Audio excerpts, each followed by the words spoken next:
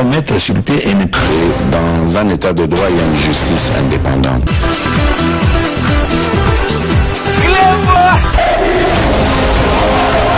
Ce n'est pas pour rien qu'il faut des conseils.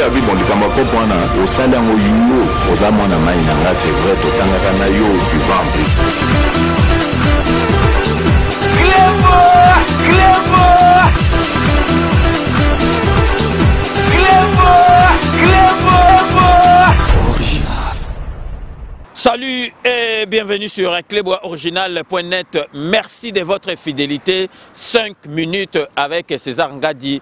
Tout le monde est d'accord et il en restera ainsi pendant très longtemps. 5 minutes à l'élo, toye po tolobela justice yambo canabiso. Batutu basepelaki tant président de la République a zouaki pouvoir, alobaki le peuple d'abord et puis personne est au-dessus de la loi. Justice à mboka na biso et comme qui na fierté na kati ya mboka na biso. Tomoni ba avocat ba komo sala musana bango penza que avocat ya défendre mutu na sukape a gagner procès. Tomoni penza ba juge ba komi ko sala musana na bango avec esengo parce que tant kala na lera kanambe juge aye a sali penza makambo aye ko na classe.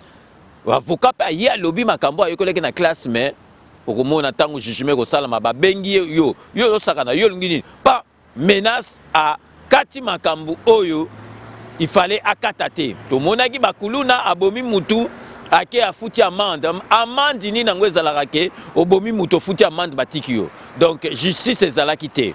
Président de la République aye Fachi Beto aye a memi Makambu sika pour taper fort à bandaki yé moko à la gisi exemple directeur à cabinet naye ba kangiye accueilli ko samba ba convoqué ba kangié totali procès en direct monde entier Italie yango ba envier Congo na biso ba moni penza ke justice a mboka na biso oyo kweyaki et komi ko sala to mona donc ba njimbi oyo eta Mobutu neti njimbi ayen na tribunal ko samba comme témoin to moni ba ministre en fonction ba yé donc oyo sala makate ba tutu ba sepelaki ba moni ke non makambu oyo ezalaki akala impunité ezali lisusu te mais tomoni ke mikolo ezali kokende tomoni makambo yango esali neti effréné tosepeli ke semaine prochaine lelo tozali samedi semaine prochaine donc appel oyo ya caméré ekosalama tosepeli parce que dossier wana efo esila dossier wana il faut ici là parce que dossier wana et bandaki mabe président de la République quand ça na kati ya COP président de la République a se racheté à la gisi bango ke donc vraiment eloko robombe ezalaki te et salamaki en direct mokili betali ba condamné mais 20 ans ba condamné tokolo bateke justice asalaki musala ne mabe ata awana ba poto soki ba condamné na premier masolo ozana droit ko ça appel osali appel après masolo kwei bazali ko jamais et oumeli tellement donc monitant masolo oumeli ba misuso ka caméra azako zonga na ba weekend ndako na e caméra so nini bon soki peut totali bien malade yango ya nini yango que so ozana boloko maladi obimi ozongi na boloko mais bon ata bazolo bake caméra azana na centre nganda ezali ka neti boloko mais ezali boloko te boloko ezali prison ya makala donc boula mpemba donc et café la wana de prison. Bon, Monique quand même muta prison lelo a commis qu'on se permettre après ça ba leçon, après ça ba boule, on dirait que y a azana droit comme ça la politique parce que bon Monique donc commis on dirait li c'est qui comment peuple congolais tout respecter mboka na biso te ndenge nini okoki ko respecter mboka te donc yo mutu oyibi donc fako ya ba dernier public donc ozana kati ya boloko ozo pesa bato baza la libanda ba leçon on dirait rien to moni pe ke batu na epe basali ba marche INC sali ba marche donc bazali ko réclamer que donc vraiment ba relaxer fako o ba kati 20 ans na ebité soki relax en penza donc si la valeur ko libérer mutu penza salaire valeur ko libérer mutu penza et si la valeur to moni ke moni donc liberté mo komi bo batu musu ba comme mona on est libertinage donc mutu ayibi ba condamné 20 ans donc kutu azali na kati ya boloko te ba comprendre soki maladi soki nini azoza na centre nganda sikoyo omoni ke congolais linga ko pesi awa azui awa donc siko mutango akomi kolingo pesa bat ba leçon mutulanga caméra donc grand fa quoi parce que caméra za fa quoi au niveau donc avant d'aller na bolo côté akomo pesa ba boule. Donc vraiment congolais, pourquoi toko respecter mboka na bisote?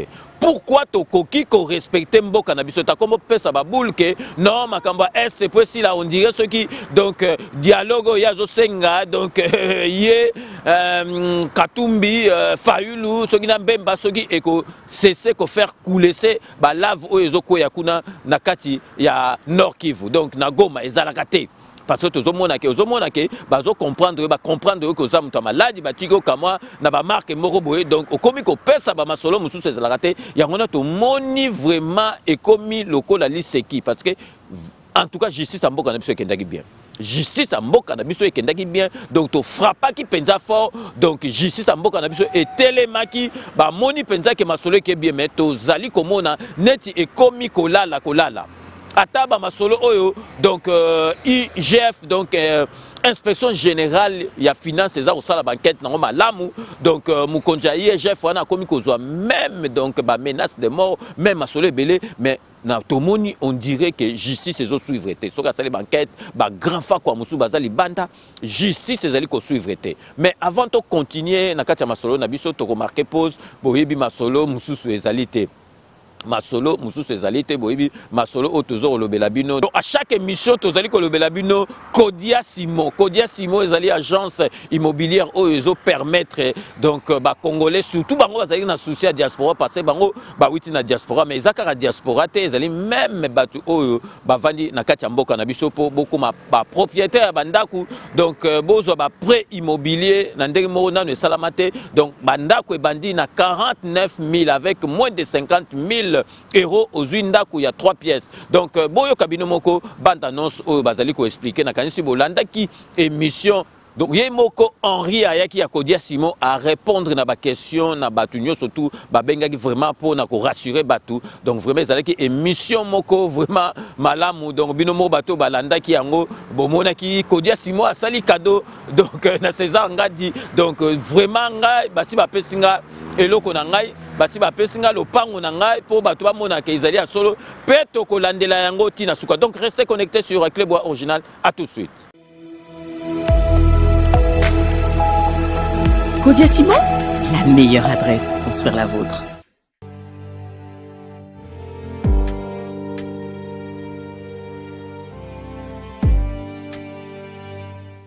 Alors, la société Kodia Simon est un promoteur immobilier qui a pour vocation d'aider la diaspora congolaise à devenir propriétaire en République démocratique du Congo.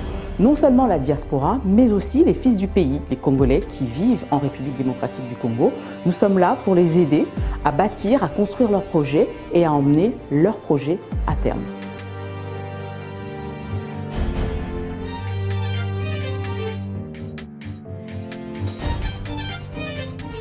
Alors, Kodia Simon signifie Congo, diaspora, immobilier.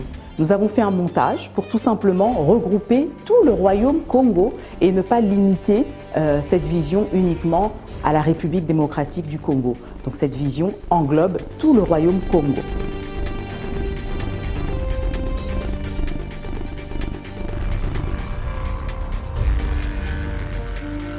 Alors dans ce beau et grand projet, non, nous ne visons pas seulement la diaspora congolaise. Nous incitons la diaspora congolaise à devenir propriétaire parce que c'est l'heure, parce que c'est le moment.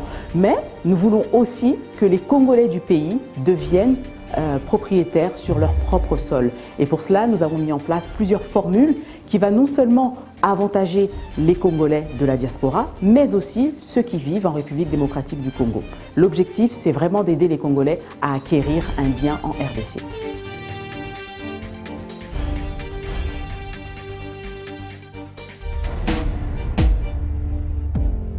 Alors, nous sommes installés à Kinshasa, notre siège social, mais nous avons des représentants à travers les grandes villes européennes. Nous avons une succursale en France, mais aussi en Belgique.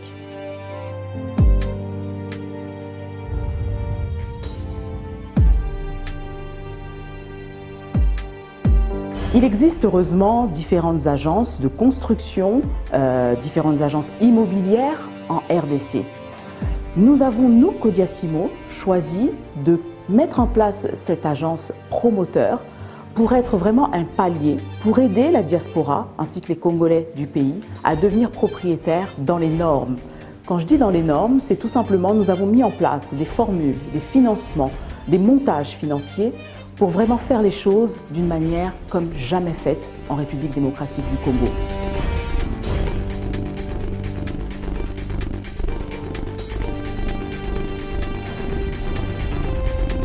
Alors cette idée de mettre en place cette agence Kodiasimo nous est tout simplement venue d'un constat réel. On s'est rendu compte qu'il y avait une forte demande. La diaspora a émigré ici en Europe depuis des années et malheureusement la conjoncture a fait que nous avions beaucoup de mal à réussir à construire ou même à acheter un bien dans notre pays d'origine. C'est pourquoi, force de constat, nous nous sommes dit il est temps maintenant de mettre en place une première agence, un premier lieu, un premier endroit, un premier bijou pour pouvoir aider cette diaspora à acquérir en RDC.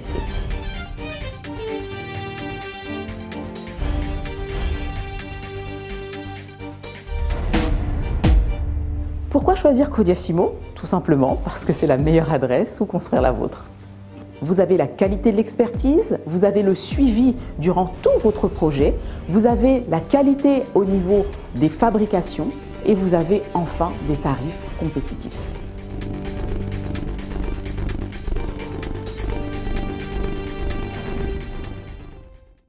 Mes chers compatriotes, comme collègues, comme Kaka, pour le Congolais, et comme Kaka, mes chers compatriotes, rappelez-le, mes chers compatriotes, voilà, du nouveau Kodiasimo, Kodiasimo et la Sinini, et là qui c'est Congolais, diaspora, immobilier, oh biso, baloka biso, toko zananda kute, toko kufaka aboye, non.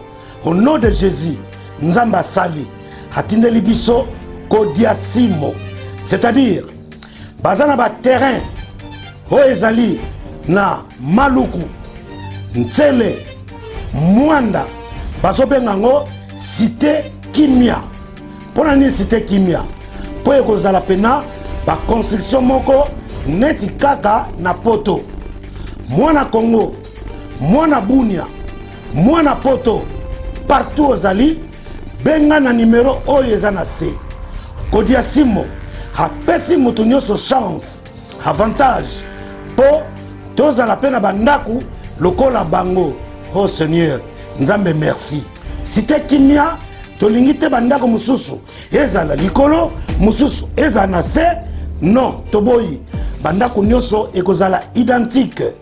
Alors, pose wa terrain kuna esengeli nini?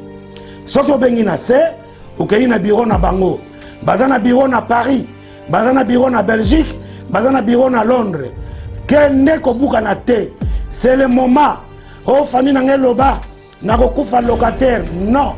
Kodiasimo ye, pour na kokata ba lien. Mutu nyonso, il faut zala mukolo ndako. Alors, bakozola yo, ba crédit à partir ya Kinshasa. Ba banque eza Kinshasa, ba banque eza ebele, soki ba sisi ko tongela yo ndako nde obandi ko futa ba crédit bandeko. Bolingi Nzamba kita to nini. Tala ba chance aboyi. Tant bazo peso fongola, okoti na ndako nde obandi ko zongisa ba crédit na yo. Bandako ebani na 49 000 euros ezokende, ça dépend ba moyen. Soki poza na mbongo na yo du coup, olingi crédité opesi ozwi ndako Cité Kimia bandako neti kaka na poto ba lavabo ba baignoire ba balcon ba chambre ndeka tomona na poto ndenge za na Cité Kimia na batu baza na Bunia batu baza na Beni batu baza na ba na Mwanda Boma Kazangulu Kisangani Lubumbashi Kasai occidental Kasai oriental Goma partout. Bobengi na numéro oyo bokozwa ndako. Biso nyonso tokomi ba propriétaire. To umeli na ki locataire. Nzamba yokaka. Notre Dieu, c'est un Dieu de vivant. Lelo Nzamba yoki. Ndako okozwa eposo futango muke. Benga na numéro oyo. Oyo chance te bandeko. Kodiasimo. la meilleure agence pour construire nos maisons. L'autre comme bailleur, l'autre comme propriétaire. Ton ligne sur locataire na Congo te. T'as la facilité. Mutu nyonso, ozana poto, on a interdit bancaire. Benga bango, bakozwa solution. Et puis l'autre malunga. Obano futa ndako wana tango ba pesi yo fongola, yo bandiko futa crédit. Bandeko, baedaka Congolais ndenge nini? Baedaka Congolais ndenge nini? Kodia Simo, Nzambe, apambola yo. Pas de locataire. Biso nyonso, ba bailleur. Cité Kimia, kitoko, kitoko, kitoko. Yo moto zana mbongo ebele, yo pe moto zanga, yo moto zana papier, moto zana sans papier. Yo za interdit bancaire, yo zana poto ici ko zali, Kodia Simo apesi biso mabele na Kinkole Maluku Nantsele. Kinkole Maluku Nantsele. Minimum 50 000 euros, 2 chambres, salon, salle de bain, naba jardin. Olingo Sombandako. Oh, Nokole Kimbo. Oh, Masala Kimbo. Oh, non. Kodia Simo. Kodia Simo. Au sommet pas na bango. Bamba Otongelayo. Kodia Simo pour vos projets, le terrain, les maisons, les parcelles, chez Kodia Simo. Soyez branchés. À tout à l'heure. Merci Nabatunyo surtout Oyo Balandi bande annonce Oyo Tosengi Nabino vraiment boza na confiance na Kodia Simo bomoni ngai déjà ba pesi déjà ma solo et puis Kodia Simo eloko bato bazo comprendre ezali na méthode moko bazo sala ba méthode moko occidentale ezali ma solo ya bana ba koto yo ba tanga ba kelasi awa donc ba sala na ba banque ba sala na ma solo ba yebi ma solo crédula donc ezali ma solo ya ko sakanate donc bo benga na ba numéro misato ezali wana ya France ya Belgique ya Kisasa bo bengi po déjà bo sala ba réservation na bino ya ba solo na bino ya bandaku donc ezali cité Kimia donc kuna donc Kimia banda mukile banda donc vraiment tokotika te tokokenango tina suka tokolakisa bino ti bandaku ezotongama ti tokozwa ba clé na maboko tokotika te tokokena bino tina suka donc tozongi na sujet na biso ya lelo bomoni justice ebebaki na mboka na biso après justice ezongi na 200 en l'air zongi mbala moko na vitesse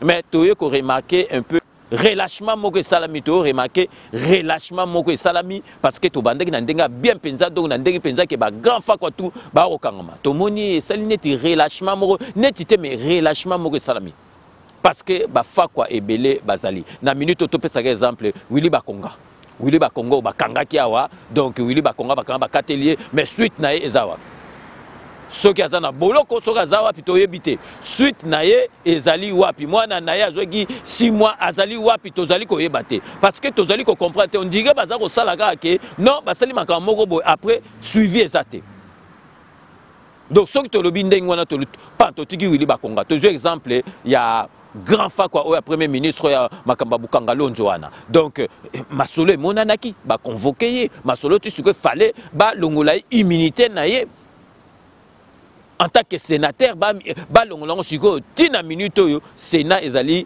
ko freiner ba masolo wana parce que na kati ya sénat bango moko pa grand fa quoi pe ba contribuer na kati ya masolo ya bukanga lonzo bazana yango bazo mais il faut quand même masolo salamaka parce que donc avant ba mema masolo na mulai na makambo ya matata mponyo il faut basengaki mukande bimagi to monaki yango que il faut balongola immunité na ye pourquoi bazako longola immunité na ye te en tant que sénateur ozomona ke ba masolo ebele ezali kaka ke donc bazo tika biso na ba point d'interrogation moko boye tozali ko comprendre te tokoloba nini tokosala ni parce que 5 minutes ezali wana soli kambo eza clarté il faut toloba.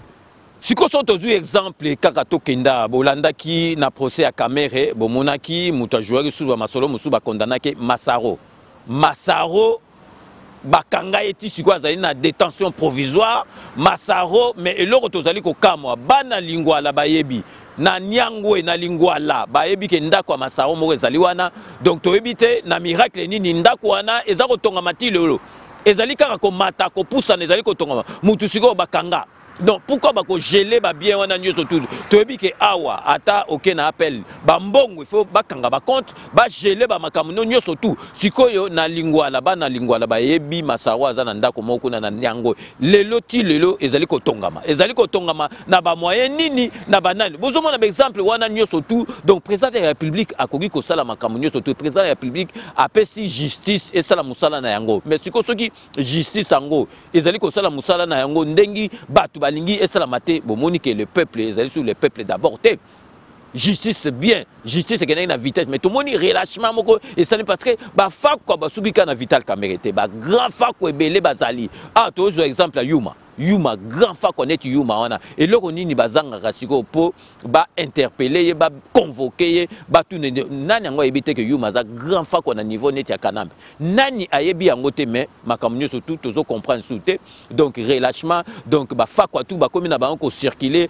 peuple au moment où peuple azali ko souffrir d'autoboité gouvernement ezali gouvernement donc ezalaki na batu ya PPRD tozo comprendre mais siko tozo kosenga na ministre ya justice asiko azali mutu ya union sacrée donc il faut alanda masolo penza justice fait ça tozo comprendre liboso donc masolo bando za neti parce que ministère wana ezalaki na maboko na biso siko ezali na union sacrée donc tozali kosenga na ministre ya justice a appliquer ba décision nyoso to justice a osala et puis a EDP inspection générale, il y a finance qui est enquête et ça l'a suivi parce que qui inspection générale et rien n'a pas parce que ça la enquête parce que Sabino va faire quoi tout et ba preuve ezali ba enquête ezali bon si que lokoni les ozanga ke po bokanga ba fa quoi bazali et belé o mususu azalaki bras droit ya Kamé azalaki donc ministre il y a enseignement professionnel place il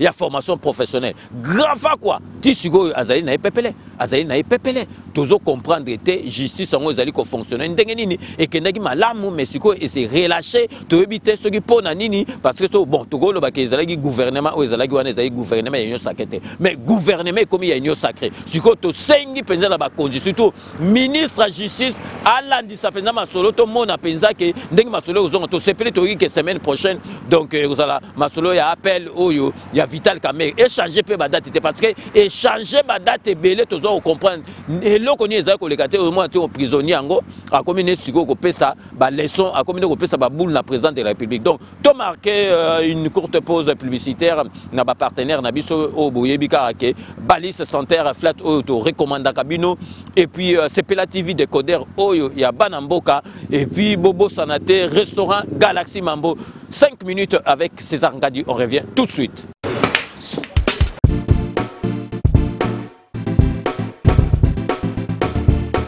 Nakomi. Oh, vous commis déjà? Nakomi déjà. Vous en avez vos frères? Ah ouais, c'est bon. Ah, n'a pas soyé. Boyana Bali Center, 7e rue. Ah bon? Monsieur? Bon frère, so comme on a limité, autour de l'avenue. Avenue Tropique. Voilà, avenue Tropique. Tout ça, on a tous bêta billard quoi. Limité 7e rue résidentielle. Hein? Ok. Ok, bof. Tout le monde a bof.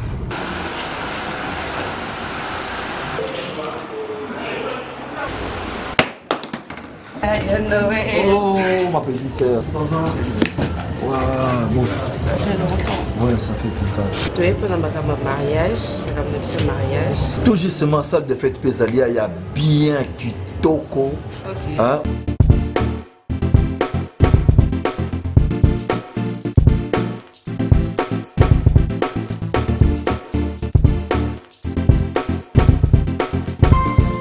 Balis Center, un cadre magnifique pour vos diverses manifestations et vos rendez-vous d'affaires.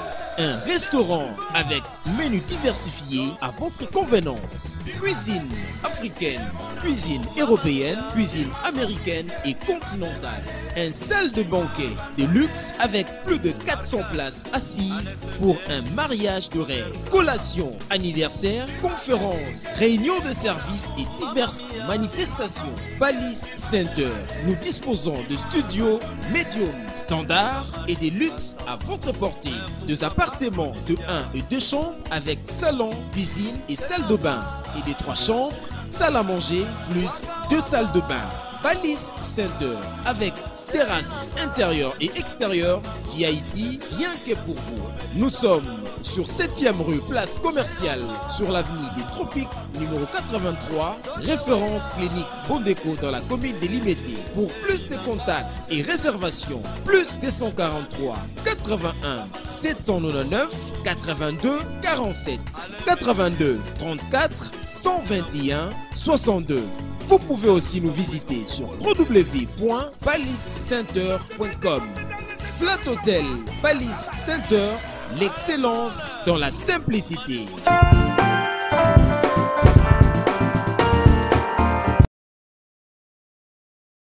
Sepela TV et yena makambu ya sikali susu. O ba chaîne ya France eza na kati. Ba chaîne ya Congo eza na kati. Ba chaîne ya Londres eza na kati. O ngomona makambu ya politique ya sika. O parti AA eza na kati. O parti BB.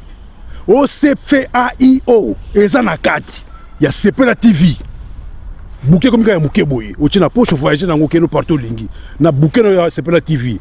Sepela TV. Mais ma biso n'engozo mais ma biso wana 4K machine ma daka Sepela TV. Bienvenue dans le monde de Sepela TV. Sepela TV est le décodeur qui vous permet de suivre les chaînes du Congo en direct de la diaspora.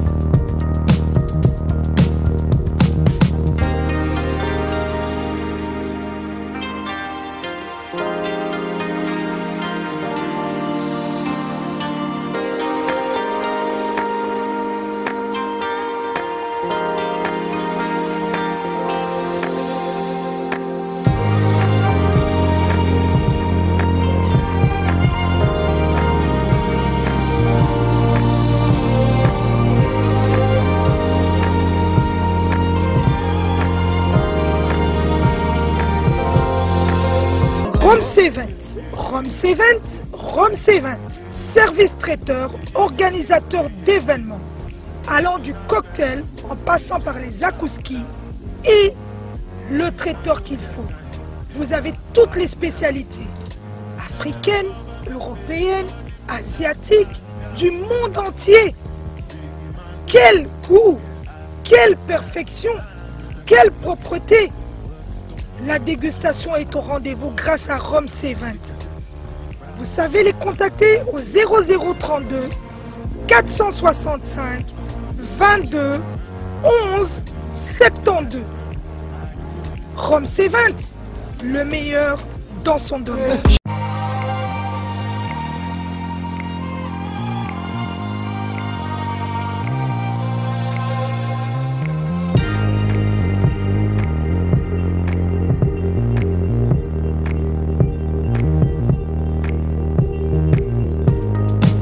Restaurant Galaxy Mambo, aux spécialités franco-africaines. Menu spécial Mambo, situé au numéro 137, rue André Carman, 93 300 Aubervilliers. Contact et réservation au 07 53 28 89 07. Galaxy Mambo.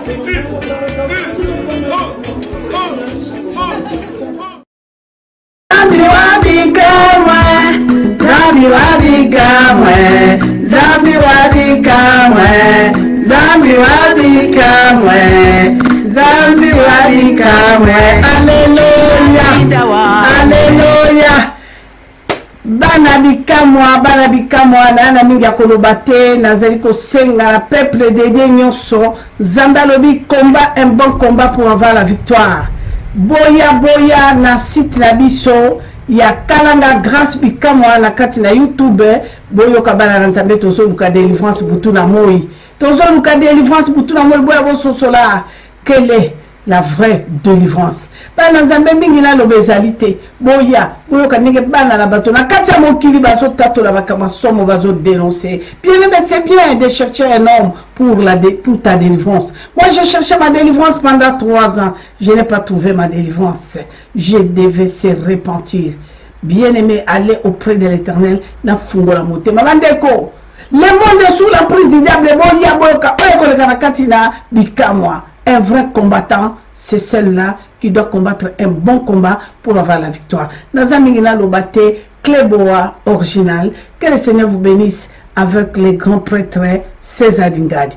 Merci, bye bye, à tout de suite. De retour na plateau na biso il y a 5 minutes, la version à la musique na kanisi batu nyoso tout siko ba sepela parce que émission oyo babanda ki cause la paix ba lingaki ezalaka tout le temps to zali wana pona bino base so bino bolobi.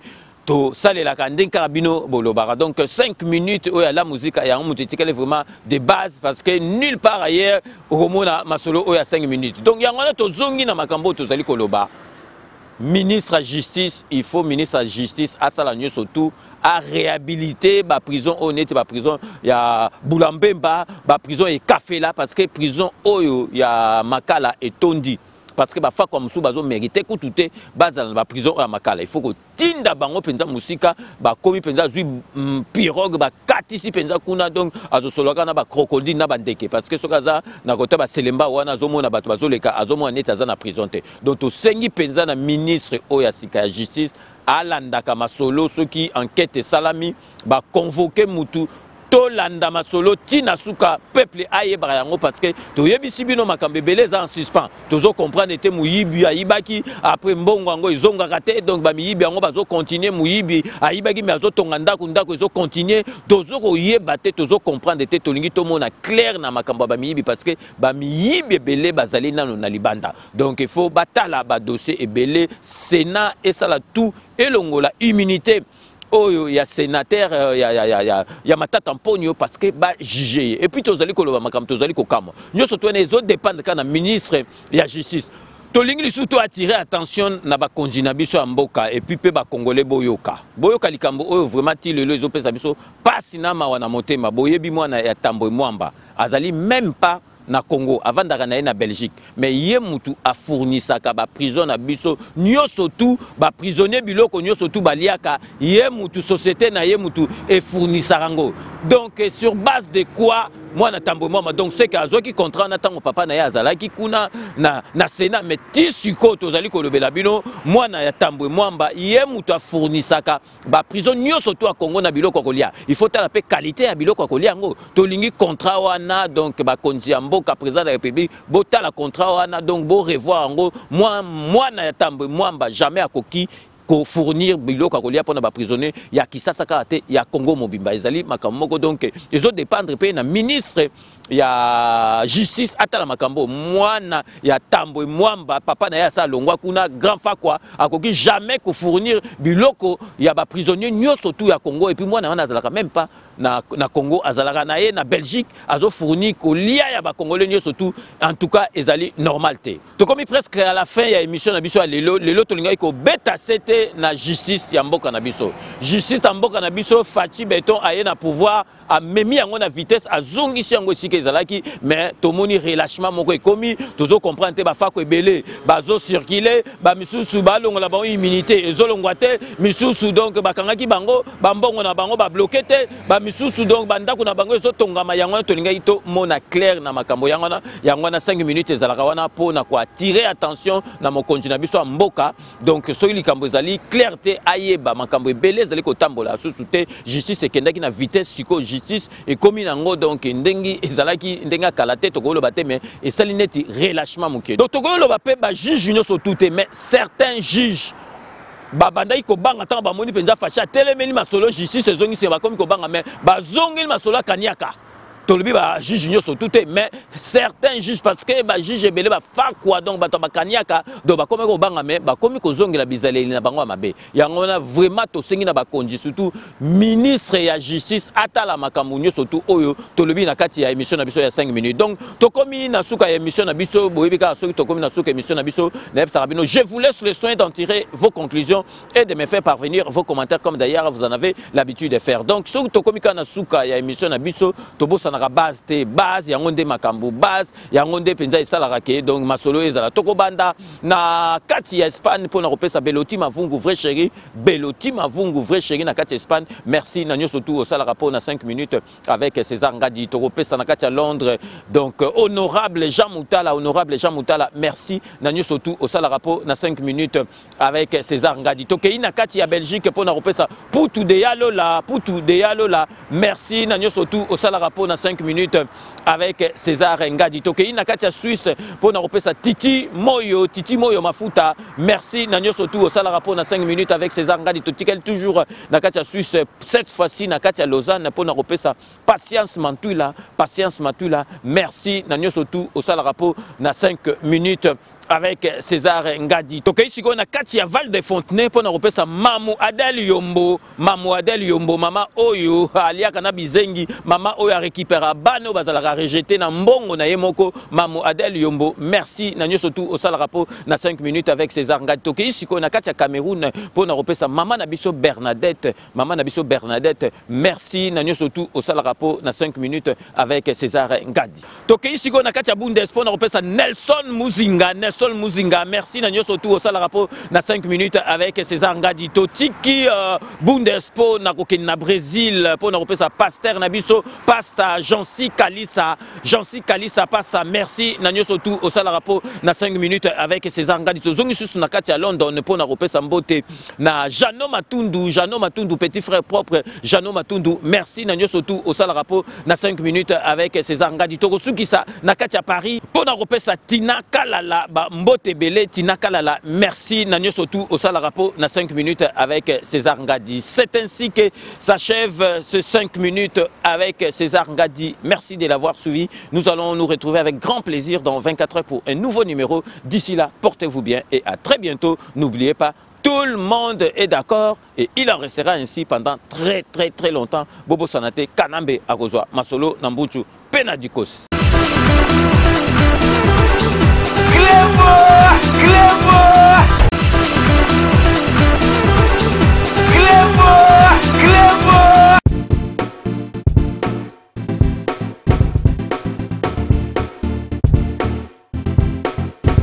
On doit mettre sur pied et dans un état de droit et une justice indépendante.